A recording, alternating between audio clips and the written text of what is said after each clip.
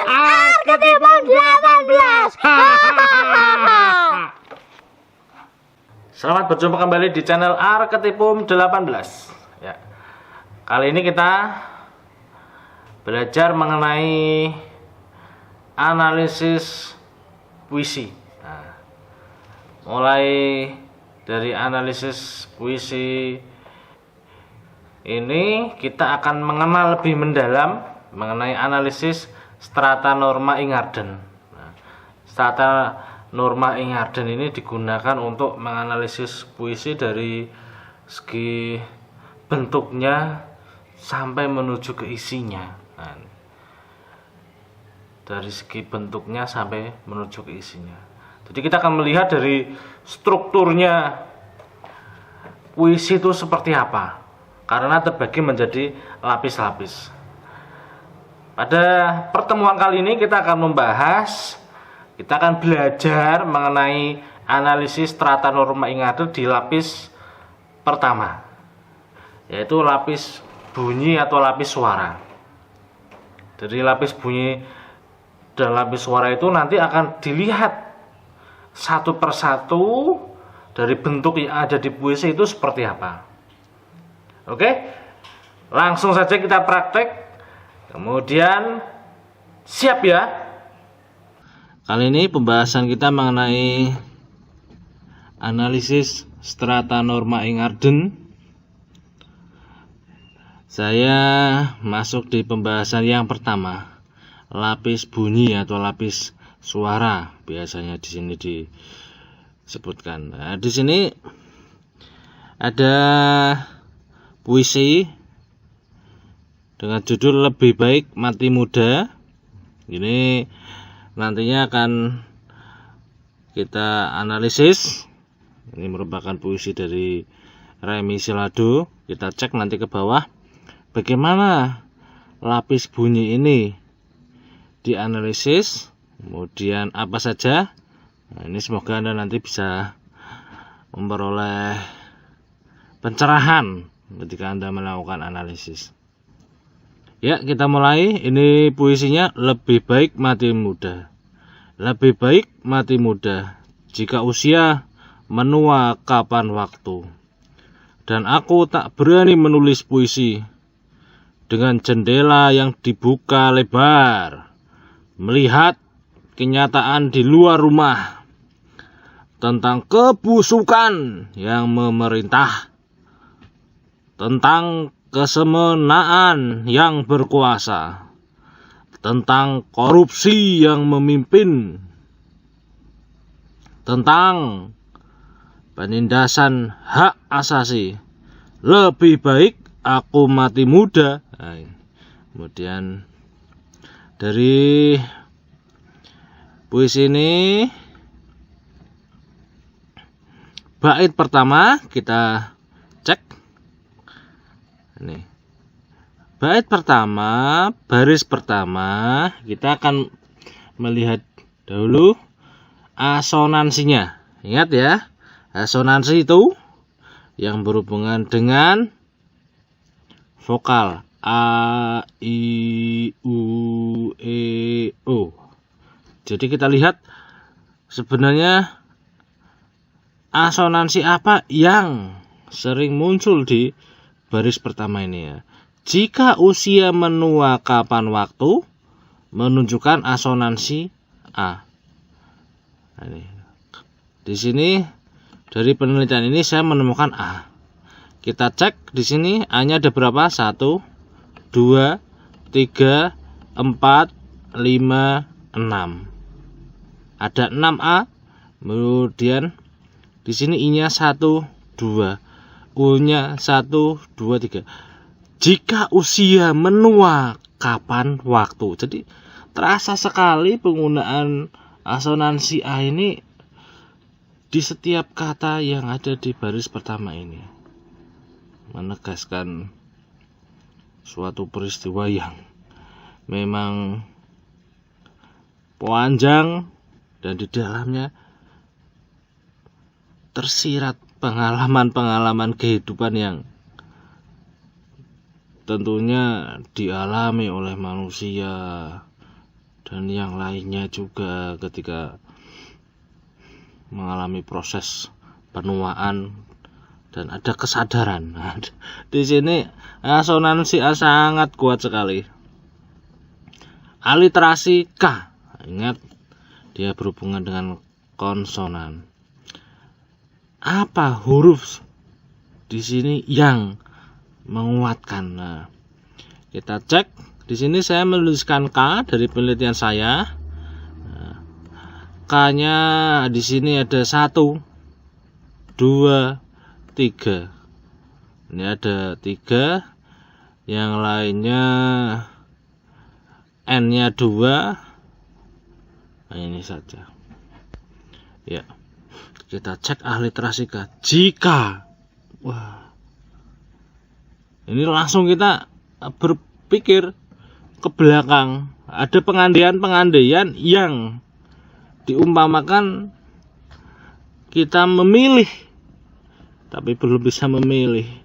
Kita berpikir baru bisa mencerna. Ini jika usia menua kapan? Ini sebuah pertanyaan dan pernyataan ketika sikap seseorang di dalam hidup bukan hanya mengambil pilihan. Saya tidak menggunakan kata resiko, tapi ketika hidup itu harus memilih. Nah, ini jalan saya di sini. Nah, kapan kita membuat pilihan? Nah, pilihan ini merupakan sikap kita dalam membuat kehidupan ini lebih berarti. Jadi tidak hanya mengambil pilihan, tapi memang sudah ada perencanaan dan program ke depan.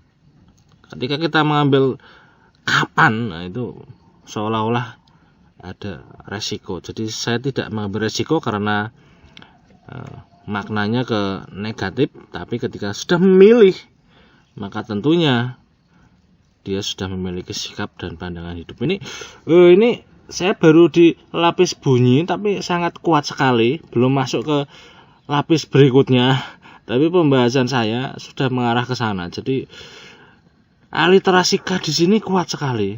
Jika usia menua kapan? Waktu. Wah. Ketika bicara waktunya. Ini menegaskan waktu.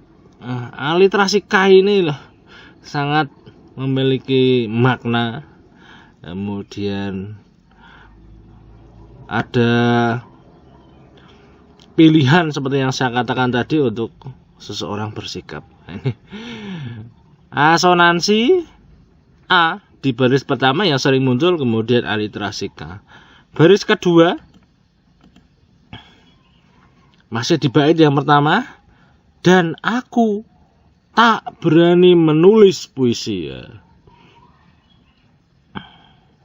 Di baris kedua ini saya menemukan ada asonansi A, I.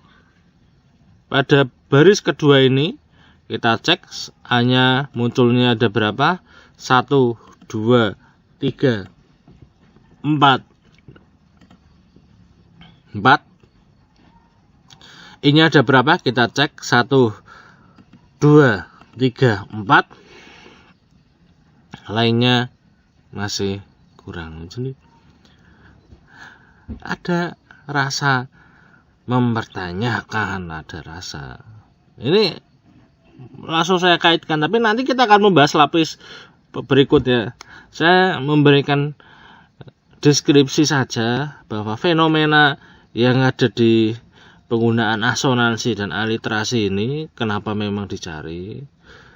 Jika saya rasakan memang memiliki pengaruh terhadap makna, kemudian terhadap tegasnya suatu kata. Dia menyiratkan pengalaman-pengalaman dan fenomena yang ada di belakangnya. A dan I di sini. Kemudian aliterasinya, aliterasi N. Aliterasi N. Nah ini. Ini di sini aliterasinya aliterasi N ini. Coba kita cek Di sini N-nya ada berapa? N1, N2, N3. Nah, ini. K-nya ada berapa? 1, 2. Nah, ini seperti yang saya katakan, memang harus dicek terus-menerus, jangan sampai ada yang terlewat. Nah, ini jawabannya benar N, tapi ketika menuliskan dia berubah jadi K di sini. Jadi harus hati-hati. Dua contoh ini bisa menjadi gambaran Anda ketika mencari aliterasi dan asonansi. Jadi kita cek yang paling banyak muncul ini 1, 2, 3. Itu aliterasinya. K-nya tadi ada berapa? 1, 2. D-nya ada berapa? Nah, S-nya 1, 2. Nah, selalu mengecek dan nanti akan mengaitkan ke maknanya. Kita berikan contoh satu lagi, baris ketiga. Dengan jendela yang dibuka lebar. Berarti di sini saya menjawab A. 1, 2, 3, 4, 5. Ada 5A. E-nya ada berapa? 1, 2, 3, 4. I-nya 1. U-nya ya. Kemudian saya menjawab N-nya, aliterasinya. Kita cek lagi N1, N2, N3, N4, 4. D-nya ada berapa? 1, 2, 3. D. Kemudian ya, yang lain. Saya menjawab N di sini. Nah, ini kita cari yang posisinya paling banyak di setiap baris. Nah, nanti ada cek dari atas ke bawah terus menerus apa yang di situ muncul paling banyak, penggunaan asonansi dan aliterasi. Jadi pencarian asonansi dan aliterasi yang saya gunakan untuk penelitian saya ini per baris. Baris pertama kita cek asonansi apa yang paling sering muncul, aliterasi apa yang sering muncul. Nah, ini sampai ke bawah selesai. Jadi nanti kita akan mengetahui pencirinya akan ada di mana. Itu akan menarik sekali. Itu penjelasan saya mengenai lapis bunyi atau lapis suara. Biasanya ada yang menjelaskan seperti itu. Dari analisis strata norma Ingarden. Semoga bermanfaat untuk Anda. Dan Anda bisa melakukan penelitian menggunakan analisis strata norma Ingarden ini menjadi lebih baik lagi. Itu tadi mengenai pembelajaran kita di lapis pertama, mengenai lapis bunyi atau lapis suara. Dari lapis bunyi dan suara yang sudah kita bahas tadi, Anda harus lebih cermat lagi melihat satu persatu dari apa yang ada di situ, puisinya seperti apa. Anda baca berkali-kali sampai detail, jadi jangan sampai ada kesalahan ketika Anda menganalisis. Semoga bermanfaat. Sampai berjumpa di channel Arketipum 18 selanjutnya. Salam budaya.